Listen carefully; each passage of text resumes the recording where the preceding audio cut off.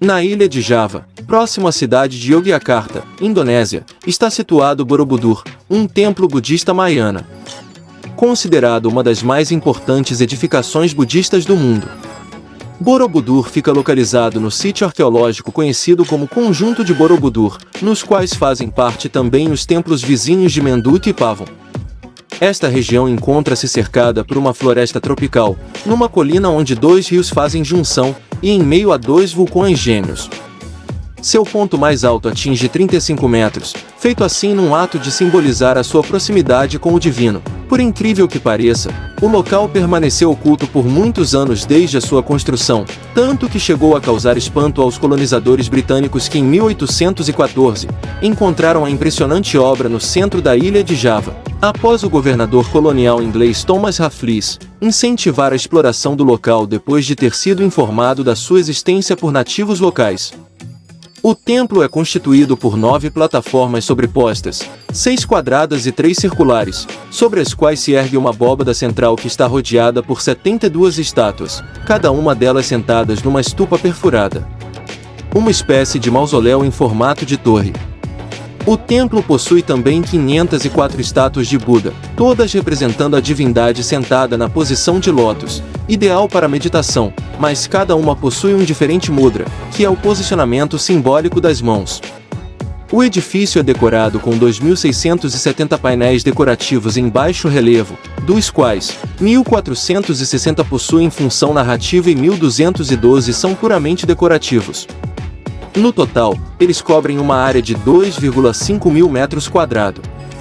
Os painéis narrativos contam a história do príncipe Siddhartha, de como ele tornou-se Buda e os ensinamentos que deixou. A estrutura lembra muito uma pirâmide, tendo os 5 primeiros terraços organizados em quadrados concêntricos e os 3 andares superiores em círculos, onde cada lado possui portões em arco protegidos por 32 estátuas de leão. O design, quando visto de cima, remete a uma mandala. A estrutura vertical representa a ascensão para o Nirvana, o estado de abandono dos problemas humanos comuns.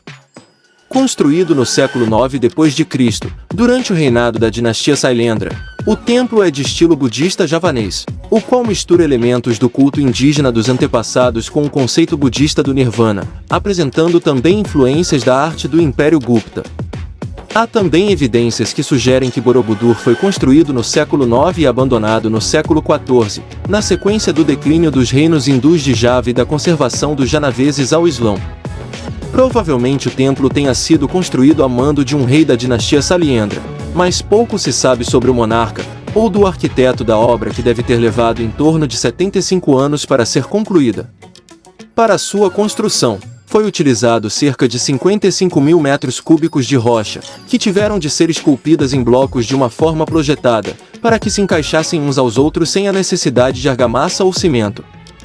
Os trabalhadores que ergueram o monumento não manipularam nenhuma ferramenta sofisticada, usaram somente cordas, martelos, carrinhos de mão, muita força e inteligência. Apesar da complexidade arquitetônica, o templo chama atenção devido a um método de mensurar os espaços ao longo de sua construção. A unidade de medida usada no templo era o tala, a distância entre a testa e a ponta do queixo, ou da ponta do dedão à ponta do dedo médio da mão. As stupas, também chamadas de domos, foram criadas para preservar relíquias sagradas e também para guardar as cinzas de um monge. Essas estruturas representam o mundo e a mente dos Budas.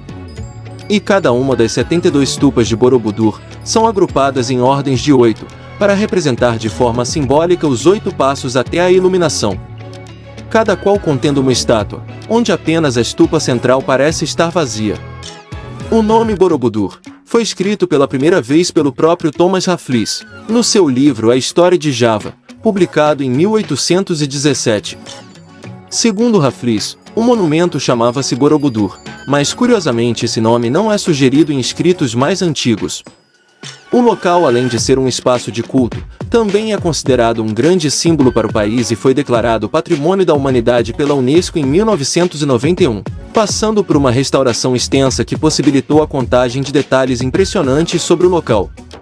No entanto, há muitos aspectos na arquitetura do edifício e nas cenas representadas nos relevos que tornam Borobudur distintamente indonésio. O monumento é um santuário dedicado a Buda e um local de peregrinação budista, onde o caminho da peregrinação tem início na base do templo e segue em volta dele, subindo até ao cimo através de 3 níveis simbólicos da cosmologia budista: o Khandatu, mundo do desejo, o Rupayana, mundo das formas, e o Arupayana, mundo sem formas. O monumento guia os peregrinos através de um extenso sistema de escadarias e corredores onde é possível observar os 1460 painéis narrativos em relevo nas paredes e balaustradas, colocando Borobudur como tendo o maior e mais completo conjunto de relevos budistas do mundo. O período de maior concentração de visitantes é a época do Vesak, entre maio e junho, quando se comemora o nascimento, morte e o nirvana de Siddhartha Gautama, o Buda. O monumento é a atração turística mais visitada da Indonésia. Historiadores acreditam que o complexo foi construído para ser um templo hinduísta, e posteriormente, tornou-se um templo budista. Uma curiosidade sobre o local é que o templo foi fechado em 2010, quando uma erupção do Monte Merapi o deixou coberto por uma espessa camada de quase 2,5 centímetros de cinzas. A limpeza levou 1 ano e 55 mil blocos tiveram que ser desmontados e reencaixados. O que vocês acharam desse magnífico complexo? O local é a representação sobrevivente do majestoso passado indonésio que, sem sombra de dúvidas, é um símbolo de orgulho à resistência para a população do país e os adeptos da religião budista. Agradeço a sua atenção até aqui. Um forte abraço e até o próximo vídeo.